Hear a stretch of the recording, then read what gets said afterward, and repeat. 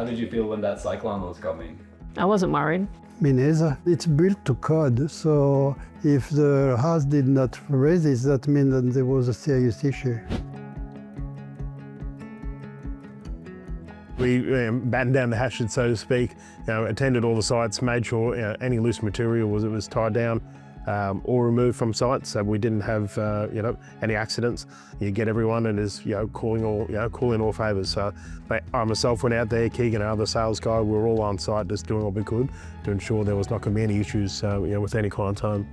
Even to the point of strapping down portaloos so they didn't tip over, because that's not something that you want from a tradie site.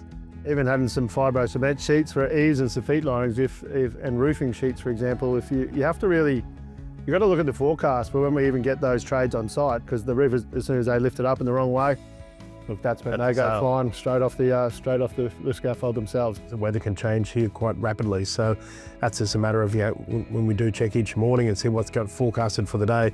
That's when Phil will go, right over, Josh, we've got a pivot on this job here. How do we move a guy so we're not going to delay it on another site? How can we move that around? So it's just something that you're going to do on the daily. The beauty of having such a big home, you can have one particular trade at the back and one particular trade at the front, even separate trades. So if you've got a painter in at the same time as a tile or vice versa, it's not as much as an issue as a small 2 and 2. So where we could, we were trying to overlap a few different trades to catch up on that little bit of time lost. I've been in love with the deception bed for a long time now, and I like the feel. It's really a time in life where we turn the page on where we were and we open a new chapter in a different place. I believe it should be a little bit calmer life, and we will step in a big way in the grandparents' roles now. That will be the new focus in our life. Just as parents helping us out with the babies while they're young, and then us helping them out as they grow older as well, gives us the best of both worlds. Everyone talks about how hard it is to raise babies and it takes a village, so we decided, let's actually have a village. The benefits are just completely out of this world if you start looking into it for both sides. We keep calling it that we're hacking the system here. I would do the same thing. I guess if I was in the city and we didn't need to go to work every day and I could work from home, why wouldn't you move to the coast or to the bay, where it's that little bit of a less hustle and bustle and take that step back? It's just a beautiful part of the world. It's beautiful weather, even though it's a cyclone every now and then. But yeah, we've got a lot of people migrating from down south. Beautiful part of the world.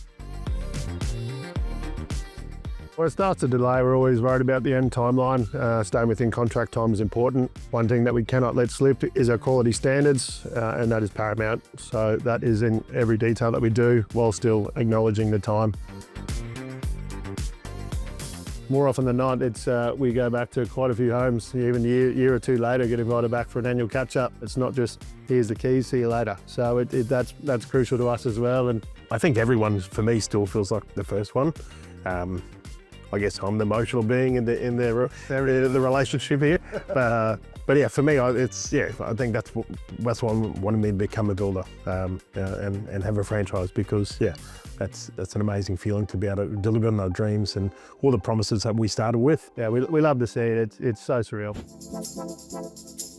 So basically today, we're about 98% finished on the construction. Right now is the time where we go through, we make sure that everything that's been constructed on site matches our plans, our specifications. So basically I walk around the job, look at every wall, every surface, every fixture, every fitting, just make sure everything's working, functioning, and to standard. At the end of the day, we don't want to be handing over a home that's got any imperfections in. We pick up the main structural items and things like that throughout the build, but it's just probably more so little paint defects, or if there's little imperfections to the plasterboard. Throughout the process, we've got a lot of trades coming in and out, so little nicks can happen. Any of those points are highlighted and they will be rectified accordingly.